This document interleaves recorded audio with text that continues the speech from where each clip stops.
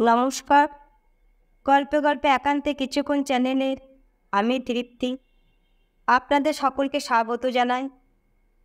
আপনারা শুনছেন গোয়েন্দা কেডিটি রায়ের দ্বিতীয় গল্পটি। তাহলে চলুন শুরু করি নেহারঞ্জন গুপ্তর লেখা রহস্য উপন্যাস রাত নিজমের দ্বিতীয় গল্পের 11তম পর্বটি। টেবিলের ওপর সুব্রত আনিত তীরটা পড়েছিল। শঙ্কর সেটা টেবিলের ওপর থেকে হাত বাড়িয়ে তুলে নিয়ে দেখতে লাগল। তীরটা ছুঁড়ে কোনো এক হতভাগ্যের লাইফের ওপর নাকি অ্যাটেম্প্ট করা হয়েছিল। কে অ্যাটেম্প্ট করলো? কার লাইফের ওপরেই বা অ্যাটেম্প্ট করলো? কেনই বা অ্যাটেম্প্ট করলো? আশ্চর্য! সহসা একসময় সুব্রত চোখ খুলে সামনের দিকে তাকিয়ে শঙ্করের হাতে তীরটা দেখতে পেয়ে চমকে উঠে বলল, আরে সর্বনাশ করেছেন কি? তারপর কি একটা বিপরীত কাণ্ড ঘটিয়ে বসবেন? রাখুন রাখুন, তীরটা রেখে দিন। কে জানে কি ভয়ঙ্কর বিষ তীরের ফলায় মাখানো আছে।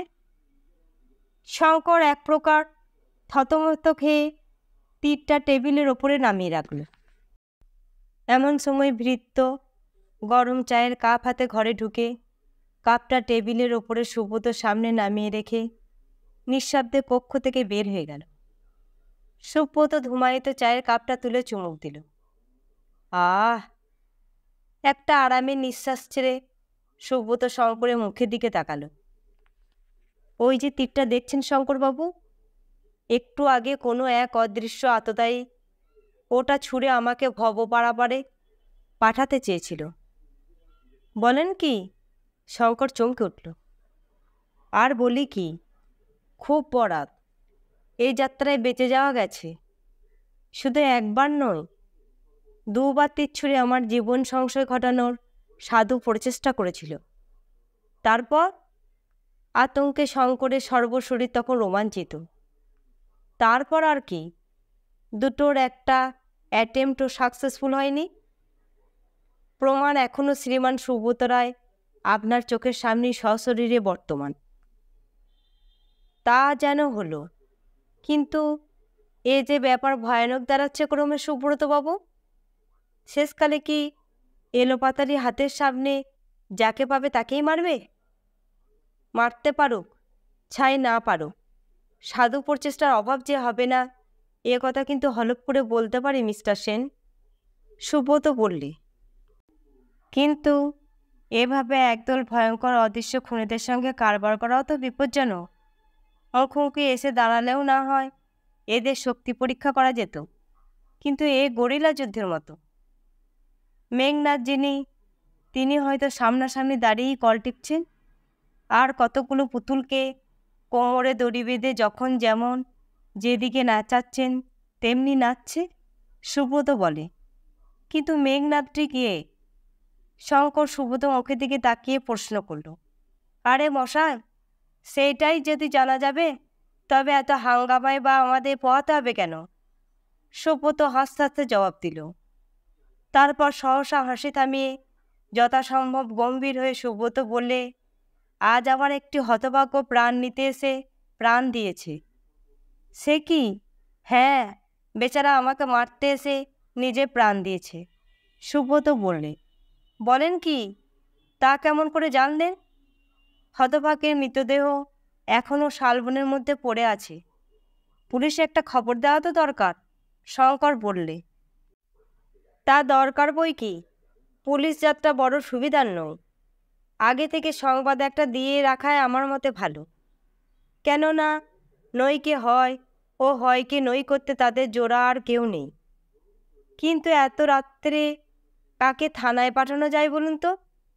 বাস তো সেই রাত্রে 1:30টায়।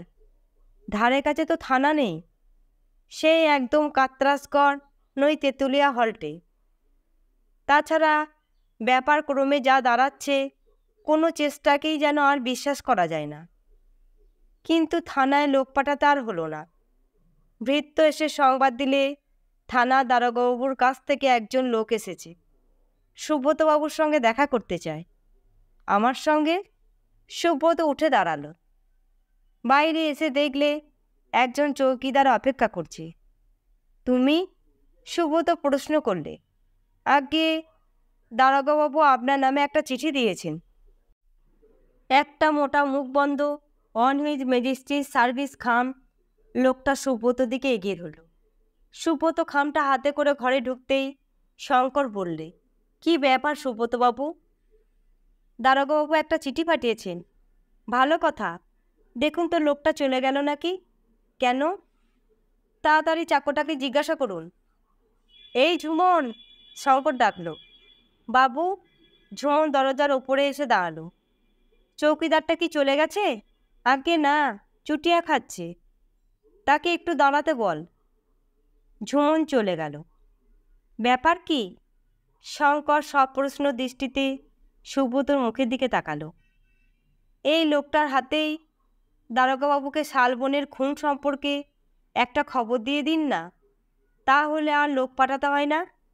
ঠিক বলেছেন। শঙ্কর তাড়াতাড়ি একটা চিঠির কাগজে সংক্ষেপে শালবনের খুন সম্পর্কে যতটা সুব্রতর কাছে শুনেছিল লিখে চৌকিদারের হাতে দিয়ে দিল দারোগাবাবুকে দিয়ে দেবার জন্য। চৌকিদার চলে গেল। সুব্রত খামটা খুলে দেখলে কোটা 3-4 পুলিশ মর্গের রিপোর্ট ও তার সঙ্গে ছোট একটা চিরকুট। সুব্রতবাবু, ময়নাতদন্তের রিপোর্ট পাঠালাম। কাজ হয়ে গেলে যত তাড়াতাড়ি পারেন ফেরত দিলে সুখী হব। আর দয়া করে কিরিটবাবু এলে একটা সংবাদ দেবেন। কত দূর এগুলো? নমস্কার। কিসের চিঠি সুব্রতবাবু? শঙ্কর প্রশ্ন করল। এখানে ইতিপূর্বে যেসব ম্যানেজার মারা গেছেন তাদের ময়নাতদন্তের রিপোর্ট। ঠাকুর এসে বললে খাবার প্রস্তুত। দুজন উঠে পড়ল। খাওয়া দাওয়ার পর সুব্রত মাথার ধারে একটা টুলের ওপরে টেবিল ল্যাম্পটা জ্বালিয়ে কম্বলে গা ঢেকে শুয়ে পড়ল। তারপর আলোর সামনে রিপোর্টগুলো খুলে এক এক করে পড়তে লাগল। মৃত্যুর কারণ প্রত্যেকেরই এক। প্রত্যেকেরই শরীর তীব্র বিষের ক্রিয়ায় রক্ত জমাট বেঁধে মৃত্যু হয়েছে এবং প্রত্যেকেরই গলার পিছন দিকে যে ক্ষত পাওয়া গেছে সেখানকার টিস্যু পরীক্ষা করে দেখা গেছে সেখানকার টিস্যুতেও সেই বিষ ছিল। সিভিল সার্জনের মতে সেই ক্ষতই বিষ প্রবেশের পথ। তাহলে বোঝা যাচ্ছে ময়নাতদন্তের রিপোর্ট থেকে যে নিছক গলা টিপেই খুনগুলো করা হয়নি। ময়নাতদন্তের রিপোর্টের সঙ্গে কেমিক্যাল এক্সামিনারদের কোনো রিপোর্ট নেই। তাহলে জানা যেত কী ধরনের বিষ প্রয়োগ করা হয়েছিল। তবে এটুকু বেশ স্পষ্ট বোঝা যায় বিষ অত্যন্ত তীব্র শ্রেণীর। কিন্তু প্রত্যেক মৃত ব্যক্তির গলার পিছন দিকে যে 4টি করে কালো কালো ছিদ্র বা ক্ষত পাওয়া গেছে সেগুলোর তাৎপর্য কী? কীভাবে সেগুলো হলো? কেনই বা হলো? সুব্রত চিন্তামগ্ন হয়ে পড়ল। আজকের মতো এখানেই শেষ হলো রাত নিঝুম উপন্যাসটির দ্বিতীয় গল্পের 11তম পর্ব। গল্পটি ভালো লাগলে লাইক, শেয়ার ও সাবস্ক্রাইব করবেন আর কমেন্ট করে আপনার মূল্যবান মতামত আমাকে অবশ্যই জানাবেন। ধন্যবাদ।